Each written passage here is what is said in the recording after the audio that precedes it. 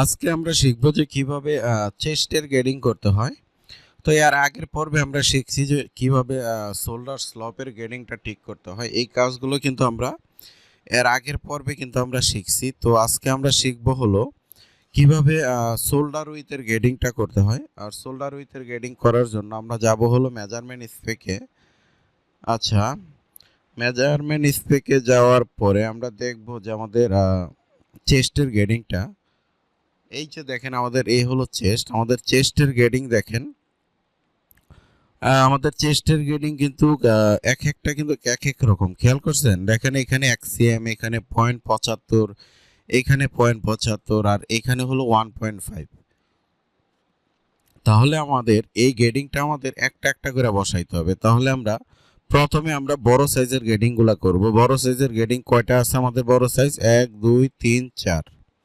আচ্ছা, তাহলে আমরা বড় সাইজের গ্রেডিংটা করব। তাহলে আমরা এখানে গ্রেডিং কত পাইলাম? 1। তাহলে আমরা সফটওয়্যারে যাওয়ার পরে এখানে কন্ট্রোল, আমাদের সাইজ হলো 1 2 3 4। তাহলে এখানে গ্রেডিং আমরা কত পাইছি? 1। তাহলে আমরা দিব এখানে 0.5। তারপরে সাইজটা দেখি গ্রেডিং কত আছে? 0.75। আর 0.75 এর অর্ধেক কত? আমরা যদি একটু ক্যালকুলেশন করি, 0.75 আমরা যদি ডিভাইডেড এখানে 2 দেই তাহলে হচ্ছে কত? 0.375, তাই না? তাহলে আমরা এখানে দিয়ে দেব 0.375। তারপরেরটাও কত আছে দেখেন, এটাও দেখেন আছে হলো কত? 0.75।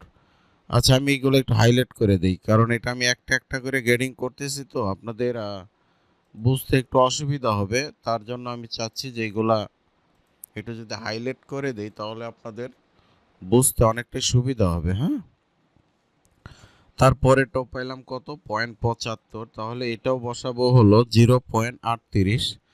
তারপরের গ্রেডিংটা আমরা কত পাইছি দেখেন? 1.5। আর 1.5 এর অর্ধেক কিন্তু 0.75। হ্যাঁ, তাহলে আমরা এখানে গ্রেডিং বসাবো হলো 0.75।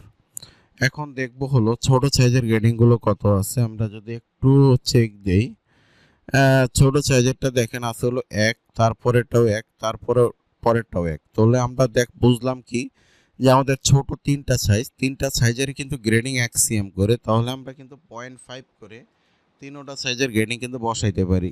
1 2 3। হ্যাঁ, এটা বসাই দেই 0.5, এটাও 0.5, এটাও 0.5। তাহলে দেখেন আমাদের কিন্তু চেস্টের গ্রেডিং কিন্তু আমাদের শেষ। এখন আমরা এখানে রিপোর্ট ওয়াই দিয়ে আমরা এই গ্রেডিংটা কপি করে নিয়ে আমরা এই পাশে বসাই দিব। দেওয়ার পর এখানে দেখেন 1 সিম, এটা দিয়ে আমরা গ্রেডিংটা ঘুরাই দিব। তাহলে দেখেন আমাদের কিন্তু চেস্টের গ্রেডিং কিন্তু আমাদের শেষ। এর পরের পর্বে আমরা শিখবো হলো কিভাবে বটমের গ্রেডিংটা করতে হয়। এই যে এই গ্রেডিংটা, এইখানের বটমের গ্রেডিংটাই আমরা এই